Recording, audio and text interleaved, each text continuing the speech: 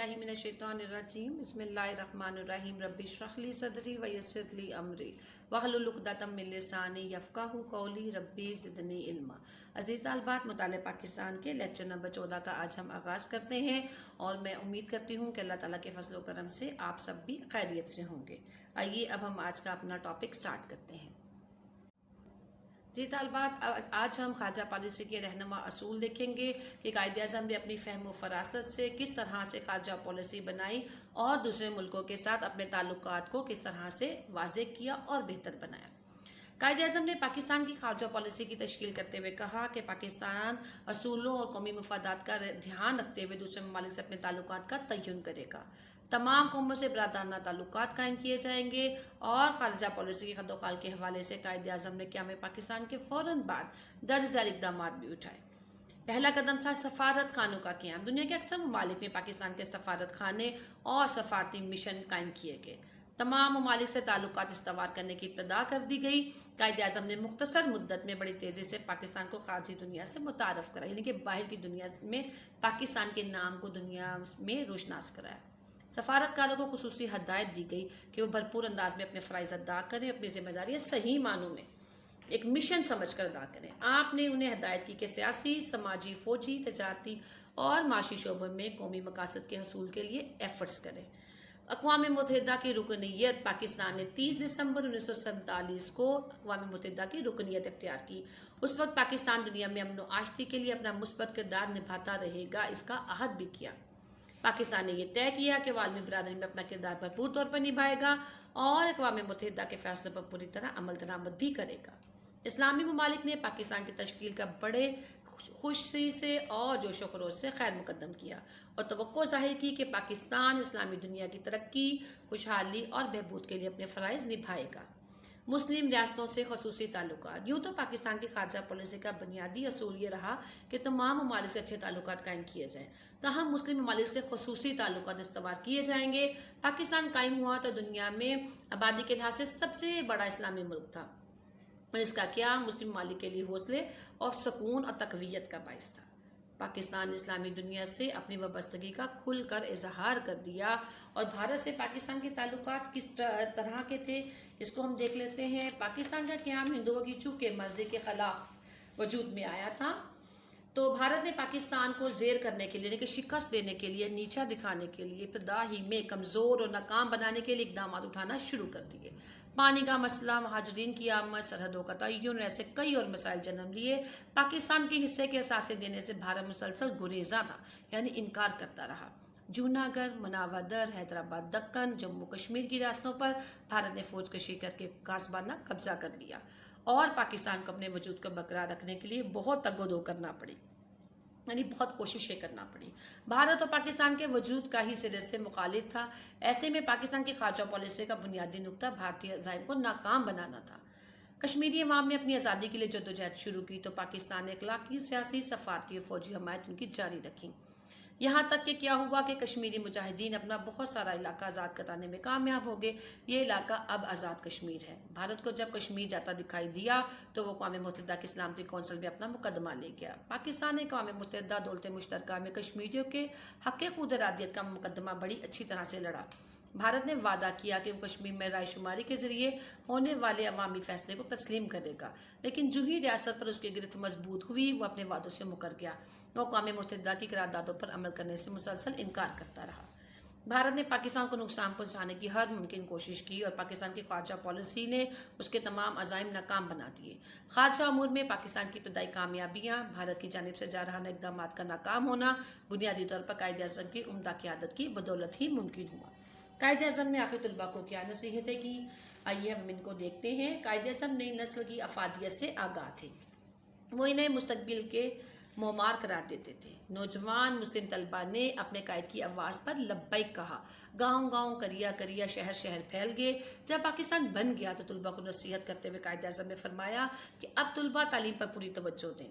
27 नवंबर 1947 को all Pakistan education conference से खिताब करते हुए फरमाया, अगर हम फौरी और नतीजा खेज तरक्की चाहते हैं तो हमें तालीमी शोबे पर पूरी तवज्जो مرکوز کرنا ہوگی۔ قائد اعظم نے طلباء پر اپنے گہرے اعتماد کا اظہار کیا، ہمیشہ انہیں قوم کا قیمتی سرمایہ قرار دیا۔ ایک دفعہ طلباء کو خطاب کرتے ہوئے آپ نے فرمایا، پاکستان کو اپنے طلباء پر فخر ہے جو ہمیشہ اگلی صفوں میں رہے اور قوم کی توقعات پر پورے اترے۔ طلباء ہمارا مستقبل ہیں، وہ مستقبل کے معمار بھی ہیں، ان سے قوم نظم و ضبط چاہتی ہے تاکہ وہ وقت کے چیلنجوں کا مقابلہ کر سکیں۔ انہوں نے اپنی تقریروں میں ہمیشہ طلباء میں حوصلہ پیدا کرنے والے الفاظ ادا کیے، کیونکہ آنے والے اوقات میں طلباء نے بہت اہم کردار ادا کرنا تھا اور نئی قوم کو مضبوط اور مستحکم بنانا تھا۔ قائد اعظم نے طلباء کو سیاست سے دور رہنے کا درس دیا اور کہا کہ اپنی تمام تر قوت و صلاحیت تعلیمی شعبے میں اعلیٰ درجہ حاصل کرنے کے لیے استعمال کریں۔ مسلم طلباء نے آزادی کی جدوجہد اور اس کی کامیابی کے بعد قائد اعظم کی نصیحتوں پر بھرپور عمل کیا۔ اب ہم آگے دیکھتے ہیں کہ مسائل کے حل کے لیے مناسب لائحہ عمل کس طرح سے اختیار کیا گیا۔ حکومت کو ایک آزاد و خود مختار ریاست میں داخلی و خارجی کئی اقسام کے مسائل و تنازعات کا سامنا تھا۔ ضرورت اس بات کی ہے کہ ایسے تمام امور پرامن اور عمدہ طریقے سے طے پا جائیں۔ وہ دن گزر گئے کہ تنازعات کو جنگ و قوت کے استعمال سے طے کیا جاتا تھا۔ موجودہ دور جمہوریت کا دور ہے۔ تنازعات کو مذاکرات کے ذریعے حل کرنے کے منصفانہ طور پر ایسے طریقے اپنائے جائیں کہ جن سے جو ہے تنازعات کو ڈسکشن کے ذریعے حل کیا جائے۔ ایک جمہوری ریاست میں معاملات کو سلجھانے کے لیے یہ درج ذیل جو عناصر ہیں ان سے کام لیا جاتا ہے۔ نمبر 1 ہے قائدانہ صلاحیت، یعنی ایک قائد کی جو قائدانہ صلاحیت ہے۔ اگر ایک قائد جو ہے اپنے اندر سچے ایمان اور اعلیٰ پایا کے جو ہے لیڈر اگر ملک میں موجود ہوں تو وہ اپنی قوم کو روشنی دکھا کر منزل کی نشاندہی کر کے اسے مطلوبہ مقام تک لے جاتے ہیں۔ ان کے اگر ایک قائد کا کردار بےداغ اور بے غرضانہ رویہ اور پرعزم ہو تو قوم کو اعلیٰ، آزاد اور باوقار مقام دلایا جا سکتا ہے۔ قائد اعظم نے اپنے مخالفوں کا ہر چیلنج قبول کیا، قوم کی کشتی کو محفوظ اور باعزت مقام پر پہنچا دیا۔ مسلمان عوام آل انڈیا مسلم لیگ کے سب جھنڈے تلے جمع ہو گئے، انہوں نے قائد اعظم کو اپنا رہنما تسلیم کر لیا۔ قائد اعظم نے ہندو برطانوی سماج کی مشترکہ قوتوں کو شکست دی۔ یہ اللہ ذوالجلال کا احسان ہے کہ اس نے برصغیر کے مسلمانوں کے لیے سر سید احمد خان قائد اعظم جیسے قائدین پیدا کیے۔ ان کی قائدانہ صلاحیتوں نے مسلمان برصغیر کی آزادی کی راہیں کھول دی اور دونوں نے اپنے اپنے وقتوں کے عظیم مسلمان رہنما تھے۔ انہوں نے مسلم عوام کو مایوسی اور ناکامی کے غاروں سے نکالا اور انہیں خود مختار بنا دیا۔ مذاکرات، بحث و مباحثے اور تنقید۔ قائد اعظم گفتگو، بحث و مباحثے، مذاکرات پر یقین رکھتے تھے۔ انہوں نے ہمیشہ مسائل کو سلجھانے کے لیے فریقین سے بات چیت کی۔ مسلم لیگ کی نمائندگی کرتے ہوئے قائد اعظم نے ہندوؤں اور انگریزوں سے الگ الگ اور مشترکہ طور پر بات چیت کی۔ متعدد کانفرنسیں منعقد ہوئیں، امور کو میرٹ پر رکھا گیا اور دلائل کی روشنی میں فریقین ایک نتیجے پر پہنچے۔ گفتگو میں عموماً میرٹ اور برتر دلائل کی بنیاد پر ہی کامیابی حاصل کی جا سکتی ہے۔ قیام پاکستان مسلسل مذاکرات، بحث و مباحثے اور دلائل کا نتیجہ ہے۔ اتحاد، یقین اور نظم و ضبط۔ عزیز طالبات، اگر کوئی قوم دیگر اقوام کی برادری میں اپنا وقار اور انداز برقرار رکھنا چاہتی ہے تو اسے اتحاد، یقین اور نظم و ضبط سے کام لینا ہوگا۔ قومی آزادی، اقتدار اعلیٰ، وقار کا انحصار بڑی حد تک عوام کے رویوں پر ہوتا ہے۔ برصغیر کے مسلمانوں کو ایک مضبوط اور پراعتماد قوم بنانے کے لیے قائد اعظم نے اتحاد، یقین اور نظم و ضبط کا نعرہ دیا۔ اس نعرے نے غیر منظم، مایوس اور کمزور قوم کو ایک سیسا پلائی ہوئی دیوار بنا دی کہ بہت مضبوط بنا دیا۔ تمام مسلمان مسلم لیگ کے جھنڈے تلے جمع ہوئے، انہوں نے اپنی آزادی کی جدوجہد میں زبردست اور تاریخی کامیابی حاصل کی اور جنوبی ایشیا کے مسلمانوں میں اتحاد و یکجہتی پیدا ہو گئی، اور اس کا بنیادی سبب قائد اعظم کا تاریخی نعرہ ہے۔ وہ سیاسی، تعلیمی، معاشرتی اور دیگر شعبوں میں منظم ہوئے اور اپنی منزل کو پانے میں انہوں نے کامیابی حاصل کر لی۔ جی طالبات، آج کے لیکچر میں ہم نے قائد اعظم کی فہم و فراست سے جس طرح انہوں نے اپنی قوم کو مضبوط بنا لیا، کیا کیا اس کے اکارڈنگ انہوں نے اقدامات کیے، اور اس کے ساتھ ساتھ ہم نے ایک اور ٹاپک بھی پڑھا جس میں ہم نے دیکھا کہ کیا کیا عناصر ہیں جو ایک جمہوری ریاست میں معاملات کو سلجھانے کے لیے ضروری ہوتے ہیں۔ ان میں ایک لیڈر کی قائدانہ صلاحیت، مذاکرات، بحث و مباحثہ، اتحاد، یقین اور نظم و ضبط ہوتا ہے۔ یہاں پر ہمارا جو ہے باب نمبر 2 وہ اختتام پذیر ہوتا ہے۔ اس میں جو ہمارے ایکسرسائز کے سوالات ہیں، وہ میں تھوڑا سا آپ سے ڈسکس کر لیتی ہوں۔ ایکسرسائز میں اگر ہم دیکھیں تو اس میں 4 سوالات ہیں۔ پہلا سوال ہے پاکستان کی ابتدائی مشکلات کیا تھی، کوئی سی 6 مشکلات بیان کریں۔ ہم نے پاکستان کی ابتدائی مشکلات کو تفصیلاً دیکھ لیا، آپ نے ان میں سے کوئی سی 6 جو ہیں وہ انشائیہ سوال کے طور پر یاد کرنی ہے اور ان کو پوائنٹس کی صورت میں اپنے رجسٹر پر لکھ لینا ہے۔ दूसरा सवाल है, पाकिस्तान की इब्तदाई मुश्किलात में से रियासतों के तनाज़ुर पर एक नोट लिखें। इसमें रियासतों का तनाज़ा एक सेपरेट हेडिंग मौजूद है।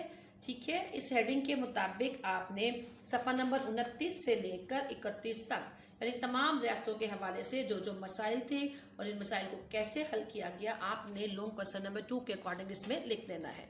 सवाल नंबर 3, क्या मैं पाकिस्तान के बाद 1 साल और 1 माह के मुख्तसर अरसा में कायद आज़म ने किस तरह महाजरीन को आबाद किया, इंतजामी इस्लाहात की और खारजा पॉलिसी के लिए कौन कौन से इकदाम किए। इसके लिए आपने सफ़ा नंबर 32 पर है महाजरीन की आबादकारी वाला टॉपिक, वो आपने देखना है। उसके बाद इंतज़ामी इस्लाहात जो है वो सफ़ा नंबर 34 पर मौजूद है और इसके साथ साथ खारजा पॉलिसी सफ़ा नंबर 35 पे मौजूद है। आपने इन तमाम उन्वानात को इसी तरह स्टेप बाय स्टेप देखना है और इसमें मुख्तसर आप मज़ीद हेडिंग्स भी इसमें ऐड कर सकते हैं। और जो सवाल नंबर 4 है, ये बिल्कुल आखिरी टॉपिक है जो हमने आज पढ़ा, सफ़ा नंबर 37 पर मौजूद है, जिसमें हमने देखा कि मसाइल के हल के लिए किस तरह से एक जमहूरी रियासत को मामलात को सुलझाने के लिए कौन कौन से अनासर ज़रूरी हैं, जो अभी मैंने आपको बताया सफ़ा नंबर 37 पर। यहीं पर हम अपने जो है अब लेक्चर का इख्तिताम करते हैं। ये मुकम्मल 4 सवालात हैं और मैं उम्मीद करती हूँ कि अगले लेक्चर तक आप इंशाल्लाह इनको याद भी कर लेंगे और इनको पॉइंट्स की सूरत में आप अपने रजिस्टर पर लिख भी लेंगे। इंशाल्लाह मिलते हैं अगले लेक्चर में। अस्सलामु अलैकुम वरहमतुल्लाहि वबरकातुहू।